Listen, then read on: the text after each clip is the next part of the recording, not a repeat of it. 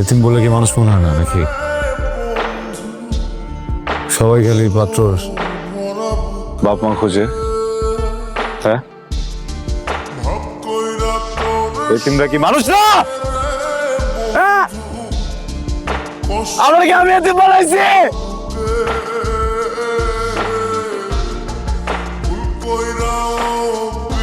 আমি কোনোদিন তোমার কাছে কোনো আফসোস করি নাই।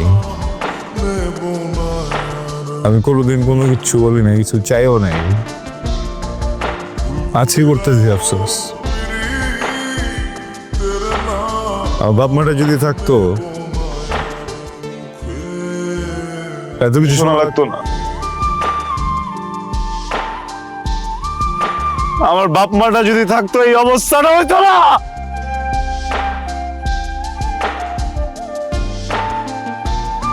বাপ মা